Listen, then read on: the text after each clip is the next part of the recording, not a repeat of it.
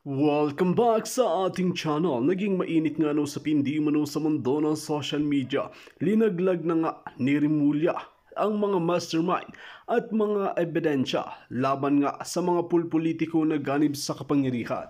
Dito nga natin makikita mga kaibigan na bago nga ito mawalan ng buhay ay talagang kinanta si Kuting ng Norte na ito na siya ang mastermind at protector ng mga kabalbalan at karumal-dumal na nangyayari sa loob mismo ng Malacanang. Dito nga natin mapapatunayan mga kaibigan na dapat na talagang parusahan at imbestigahan ang mga pulpolitiko na ito, lalong-lalo na si Kuting ng Norte, Lisos Max at Tambaloslos dahil sila mismo ang pahirap sa bansang Pilipinas.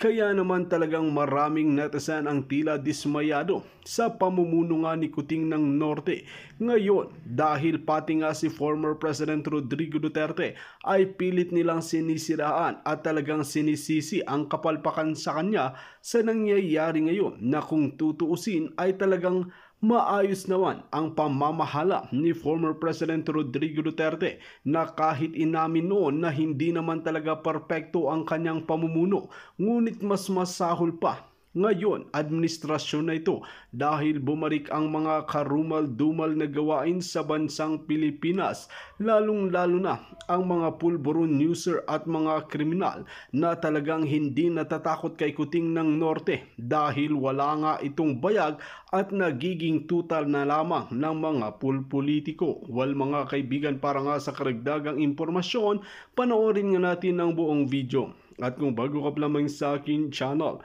huwag kalimutan i-click ang subscribe button at notification bell para lagi kang updated sa ating mga bagong video. At para sa solid viewers natin dyan, maraming salamat sa walang sawang pagsuporta. Milyon tahimik ka nang hinayupak ka. Mumurahin ko kayo lahat. Hanggang sa tumagos ang bunganga ko sa inyong mga pusong itim. O, may nanalo 70 million. Walang transparency. Nasaan ang transparency, accountability na mga buwaka ng inang politiko na ito ay mga nakaupo? Kayo, wag na kayong tumaya ng loto. Ibilin nyo na lang yan, ipunin nyo na lang, gawin yung alkansya. Pagdating ng isang buwan, 20 pesos ba? Every 3 weeks kayo, kung magastos kayo ng 60 pesos, o sa 10 taya nyo, that's 600 pesos, mas save nyo na lang. Huwag na kayong tumaya ng loto hanggat hindi naliliwanagan ng taong bayan kung sino ito mga bogus na loan bettors. Wala po kayong aasahan na mapanalo kayo. Nakita nyo naman, di ba?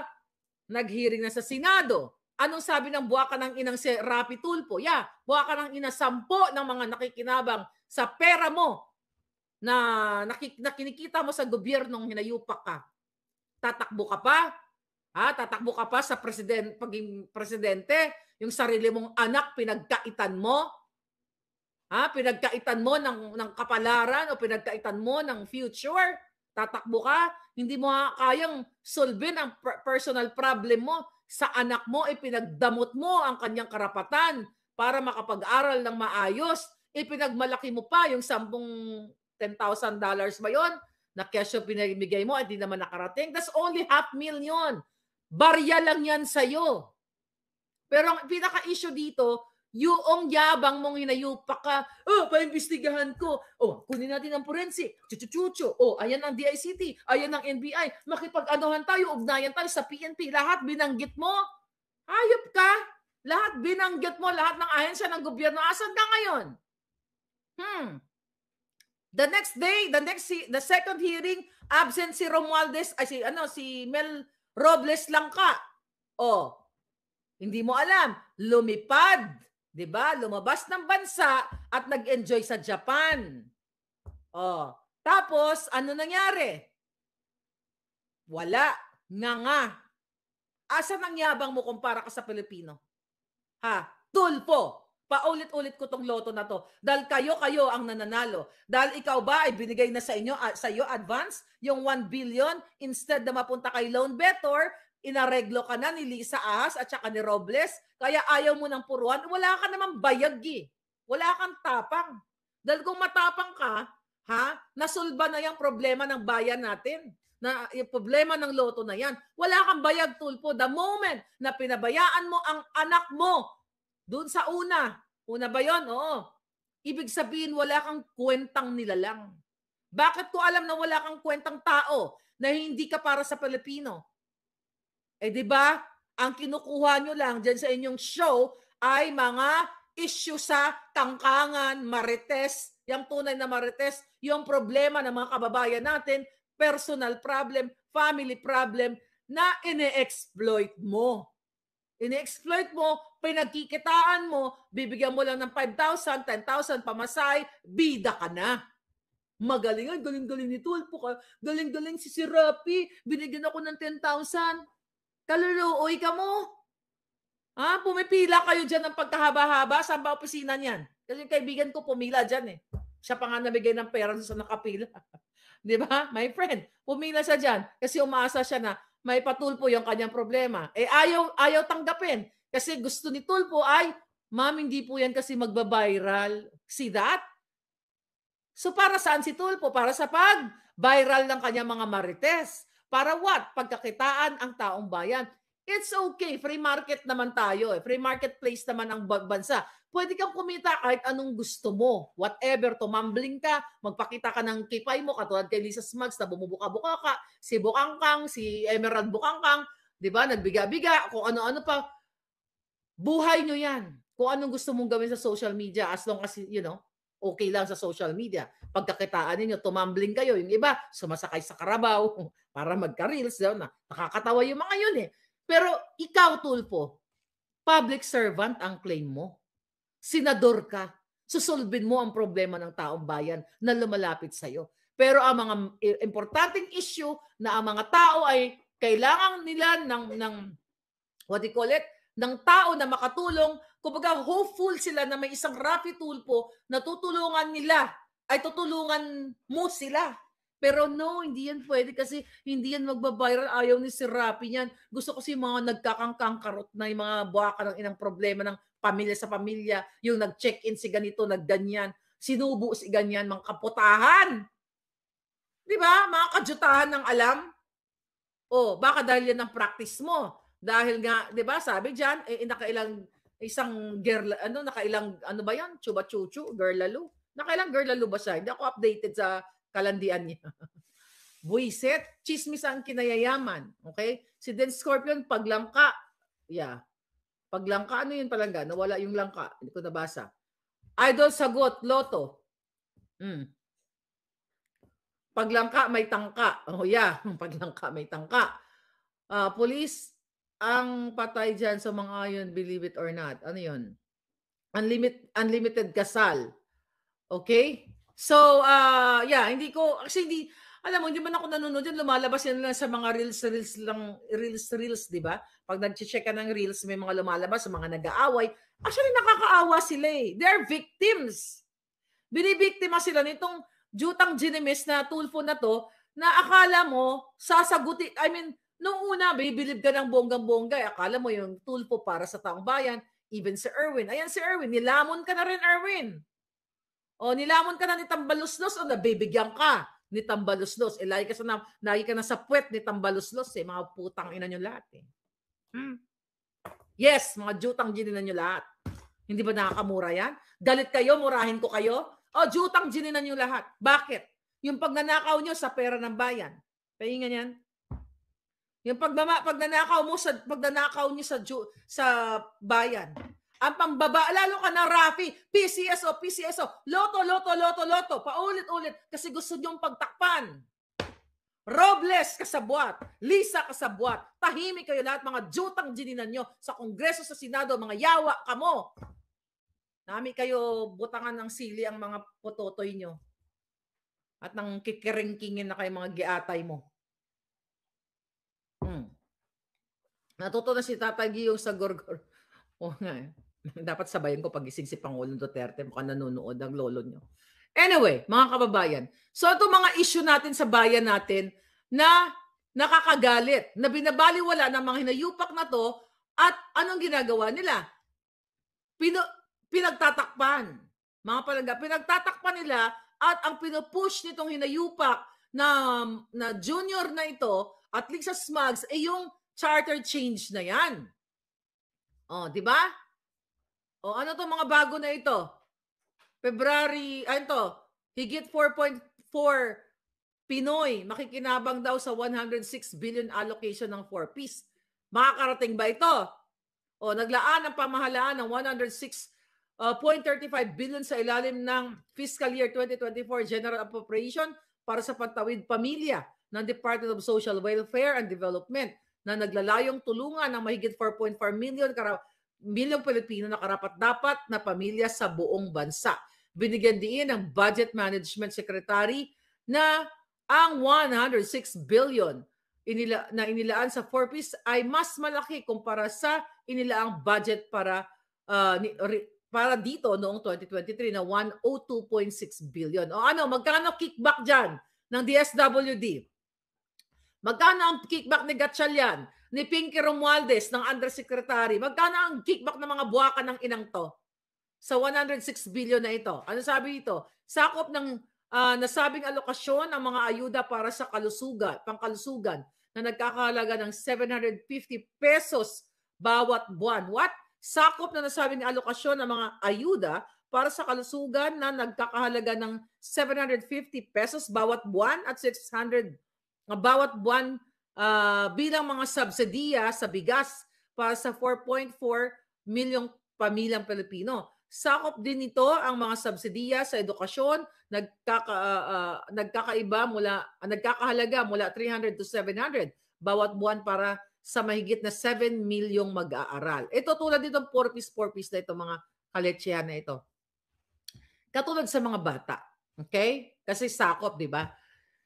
Yang mga 4Ps na yan, actually maganda naman talagang ayuda yan, pero dapat hindi yan forever. Okay?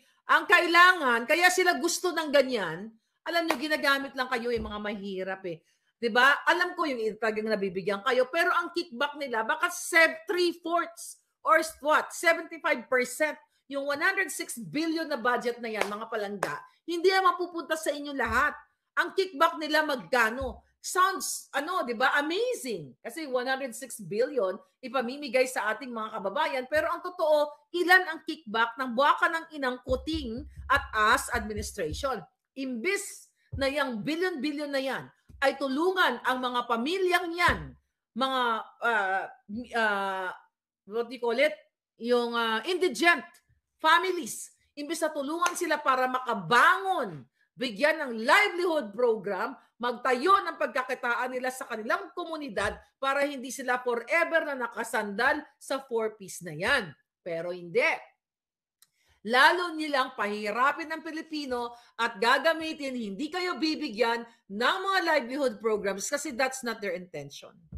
Ang intention nila, maglaan ng budget sa inyo, kunwari, may budget kayo na 106 billion, pero ang catch niyan, mga kababayan, hindi lahat makakarating sa inyo. Kasi ibubulsa ng buwaka ng inang demonyong gobyernong ito. Nakikita nyo naman, noong nag-rally, nakikita nyo ginamit ang mga ayuda doon sa Carino Grandstand para ipangbayad sa mga rallyista.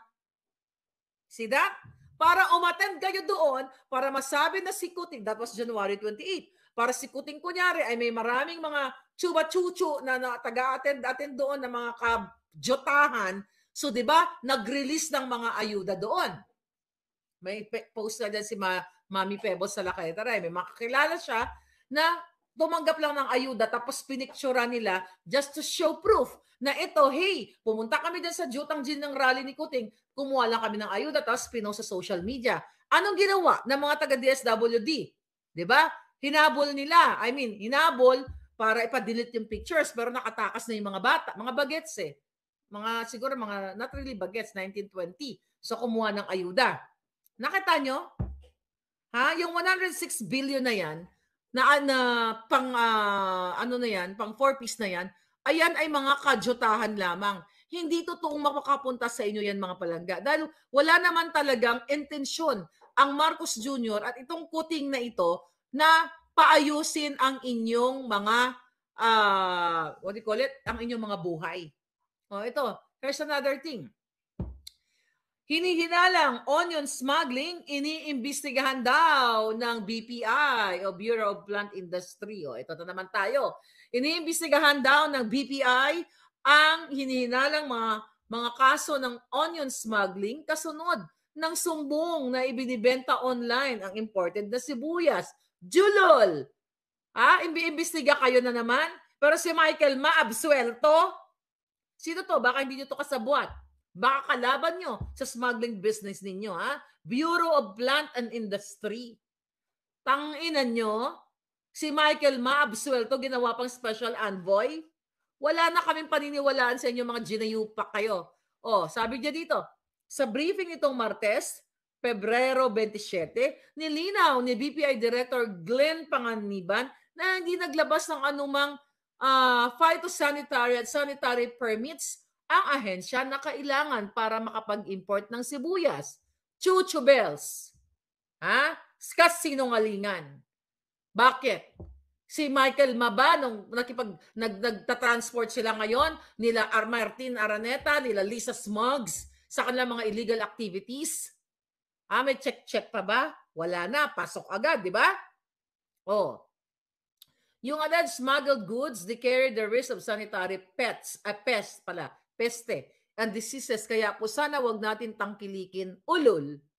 Tangkilikin, wag tangkilikin. Paano makakapasok yung mga jutang ng illegal na yan kung hindi papayagan ni Rubio sa Bureau of Customs?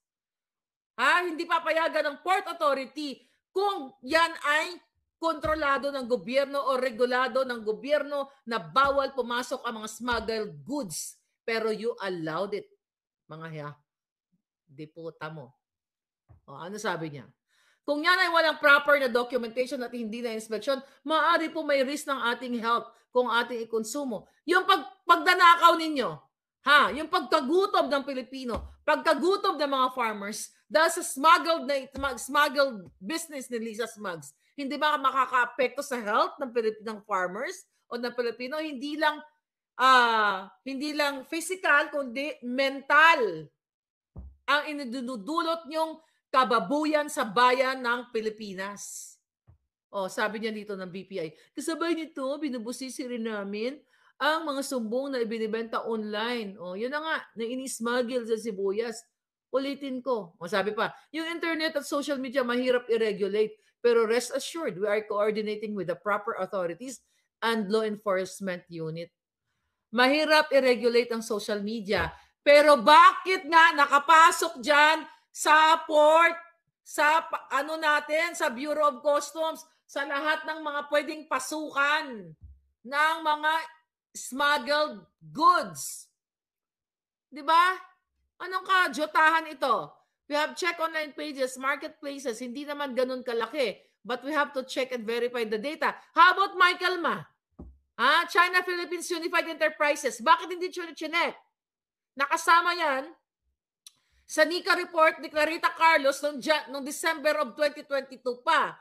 BPI, bakit hindi nyo i-check yan? Bakit itong mga small timers sa online, which is dapat naman talaga i-check, hindi yan magkakaroon ng pagbibenta sa online, yung mga buwaka ng inang sibuyas na kasing amoy nyo mga jotokis kayo, abyok kayo, kung hindi nyo pinayagan sa Bureau of Customs. Mga yawa. Okay. Naunang pinalutang ng Agri-Party List, Wilbert Lee, ang ulat na ito na ibinibenta ng mura ang smuggled onions chuchu-chuchu dahil mas mura ito kumpara sa farm gate price ng lokal na sibuyas. Ang presyo ng lokal na sibuyas ngayong taon ay mas mababa dahil sa mataas na volume ng supply. No! Kaya mababa, tanginan nyo, pinapapasok nyo nga mga smuggled goods ni Lisa at ni Michael Ma. Yung farm gate price natin ngayon, 28 to 30. Mga kababayan, see that? Every day, we talk about pulburon. We talk about yung peace and order sa Pilipinas. We talk about smuggled goods. We talk about pagnanakaw. Sabi nga, hindi dapat tayo mapapagod, although sometimes ngarag-ngarag din ang beauty ko, lalo pag nagmamarathon tayo. But now I have energy, nakatulog ako. Kaya dapat, talagang dapat ito mag-epekto na itong pang chuba-chuchu. Armageddon na ba? Sabi ni Michael. Malapit na, palangga. Lahat yawa. Mother Dragon, Sheda, sana invite niyo po sa live niyo yung third floor studio kahit minsan. Ay, tatlo na sila eh. Baka madamay sila sa bunganga ko. Shout out sa third floor studio. Eh baka matakot yung mga yan. Baka mamaya gurgurin sila din. Hayaan mo na muna natin sila palangga. O, hayaan mo na tayo yung tatlong mga palangga natin. Eh baka mamaya magurgur yan eh. Kasi maganda naman yung tandem nila. Actually, you know, maganda yung show nila. Hindi ko pa napanood. Binagsabi sa akin, maganda daw yung pinaka-last episode nila. Ay, itong latest pala, not last. Latest episode nila na parang pinagdamot ni Lisa yung pagkain. Hindi ko pa napanood. Napanood nyo ba? Ha? Third Floor Studio, you have to follow them. Kasi sila, tatlong binalahura sila ni Lisa Smugs o binalahura sila ng gobyerno. Sino yung tatay ng anak ni Lisa before? BBM, sabi ni Catherine. Yung lagi sumasabit sa puno ng mangga. Okay. Ano daw? Si Arlene Bacabenta ginawang chatroom. Bakit? Ano nangyayari? Lelani, hi. Ayan. Lelani Fernando. Pa-shoutout din sa Bacolod, Bala, sila nililana. Sa mga Bacolod, mga tikalon pareha sa akon. Mga taga Bacolod, tikalon para sa akon. Kumusta kayo mga palangga? Siyempre mga guwapa man. Okay? Bureau of Planted Industry, sabi ni Den Scorpion, ang BPI. Exactly. Salamat Marlica sa malasakit mo sa ating bayan, sabi ni Melds Morandarte. Kasi kapag mahirap ka, madali ka nilang mauto sa ayuda. Kaya ayaw ng mga politiko na umaangat sa buhay. Kaya nga instead na kabuhayan program, ayuda ang binibigay, sabi ni Gushon Assassin. Exactly mga palangga, ayaw nila kayong gumanda ang buhay ninyo. Ayaw nilang umusbong. Gusto nilang patuloy na maging mangmang ang mga tao. At yung 4-piece na yan, that's not really intended para mabigyan kayo ng parang ayuda dahil gusto kayong tulungan. No. Ang catch dyan, kukunin sa budget, pero bibigyan lang ng ilan sa inyo, ikakat nila, pero mati-check ba natin isa-isa? Na talagang nabigyan kayo ng magkano man halaga? Hindi.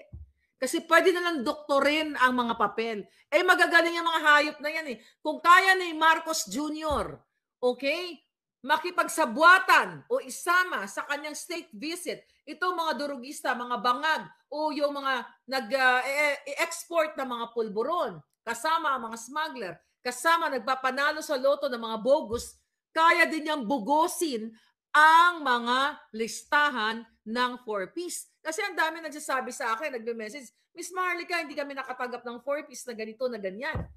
Nasa listahan kami. Di ba? So, yun, mga kababayan. The reason why kailangan nyo mag-get up, speak up, and pick them up. But we'll see. Baka sa June 30, sabi ko nga, mamiesta tayo doon sa invitasyon ni Pangulong Duterte. Ano ba yan? Bakit ang tagal ng buhay ni Boying? Sabi ni Evangeline Baluyot, malay mo, kanina nakita ko naghingalo eh. Tikalo na nasa gobyerno ngayon, Maharlika, sabi ni Rodrigo. Hindi lang tikalon mga palangga, demonyo man. Si Risa, live niya today, hindi daw niya ipa-file sa korte ang kaso versus Kibuloy. Kasi daw, Kasi na daw yan before at walang nangyayari. So anong gusto niya? Ay gago ang diputa. Sinabi niya yun, Cher? Hindi niya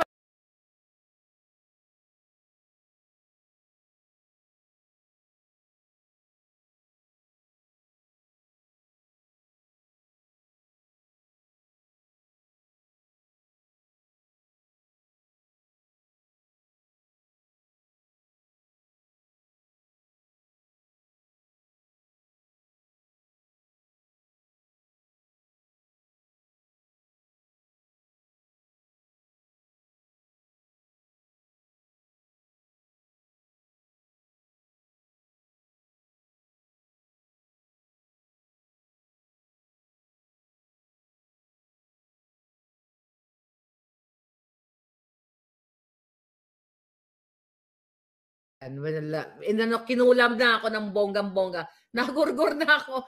Jasmine Rice, ginurgur na ako ng mga Jotang Ginemes.